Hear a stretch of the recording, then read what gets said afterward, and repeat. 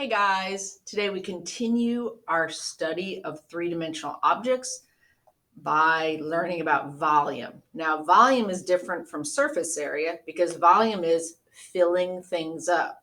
Surface area covers, we add up all the sides. Volume, we fill it up.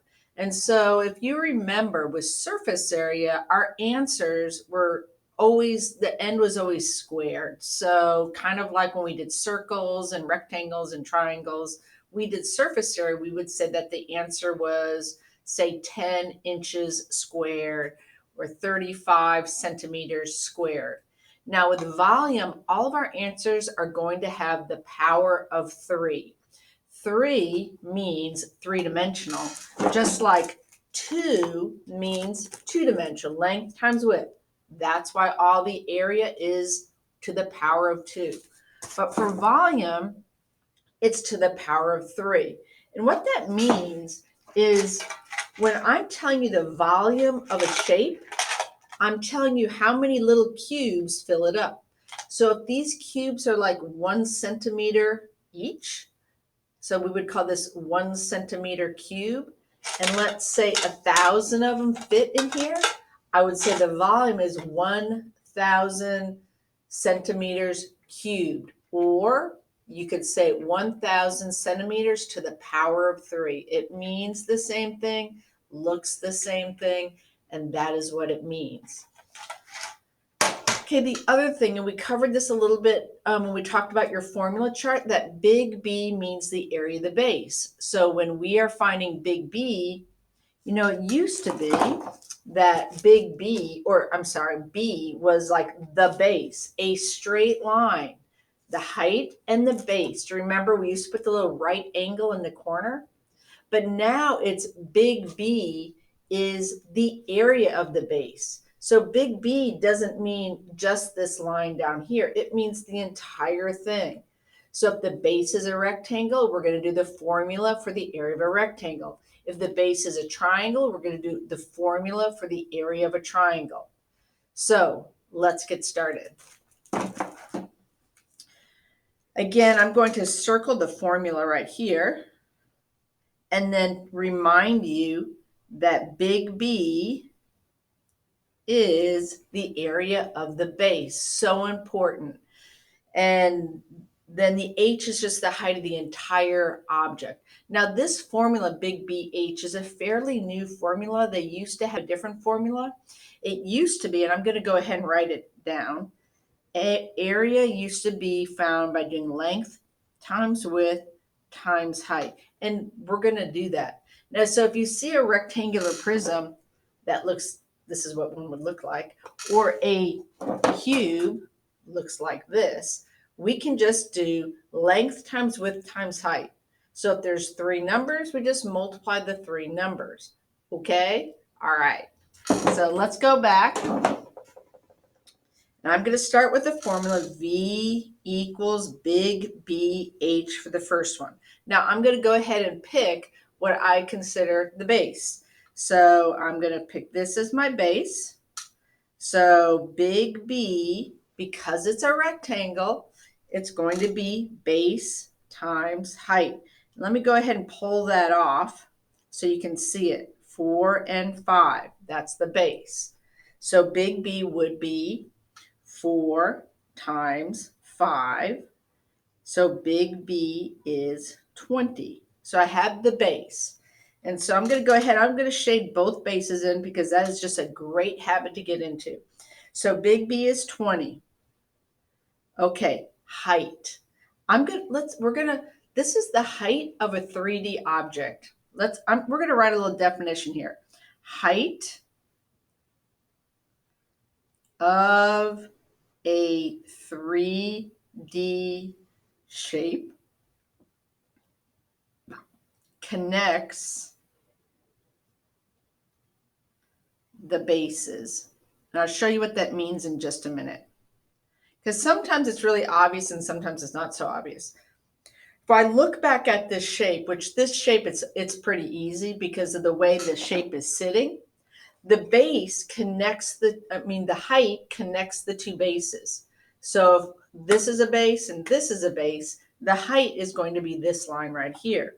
So this is the line that connects the two bases. So it is 10. So 20 times 10 is 200. It's meters, and there's that little 3 hanging in the corner. Let's do the next one. Oh, and also let me go ahead. I'm going to just show you again. This only works for rectangular prisms and cubes. Literally, we could just say 4 times 5 times 10. You would get the same exact answer. Okay? So now let's look at a cube. I'll go ahead and call the bottom my base. So I'll go ahead and shade those in. I'm going to put the formula down. Big B here is a square. So big B is base times height. And there's just 5 3 times. So it's pretty easy to figure out what those numbers are going to be. It's a 5 and a 5. So it's 25. So big B is 25. The height, remember, is the line that connects the two bases, which is right here. So that is 5. And the answer is 125 inches cubed. Now again, I'm just going to go ahead and go back and show you this other method. The old formula back in the day when things were simpler, we could do the same thing and get the same answer. Let's go to the next problem. Now this one's a little bit tricky, and we threw this in just so you could see what you would do with it. I don't want to multiply with a fraction, and you probably don't want to multiply with a fraction either. So if you can change it to a decimal, that's always a good thing. Now 1/2 is what as a decimal? Think about half of a dollar. Half of a dollar is 50 cents. 7 1/2 as a decimal is 7.5. 2 1/2 as a decimal is 2.5. Now that we have easier numbers, let's begin. The formula for the volume of any prism is big B times H. So let's figure out big B. I'll go ahead and pick the bottom and the top. So the big B is base times height. So that's going to be the 7.5 times the 4. So I'm just going to go ahead and do the math quickly for you. So save us some time. If you multiply them together, you get 30. So big B is 30. So volume equals 30 times the height, which we said was 2.5. If I multiply those two numbers together, let's see, that's going to be 60, 75. 75 inches cubed. All right, again, I'm going to show you that other way, but it only works for rectangular prisms and cubes. Volume equals length times width times height. Volume equals 7.5 times 4 times 2.5, and you'll get the same exact answer.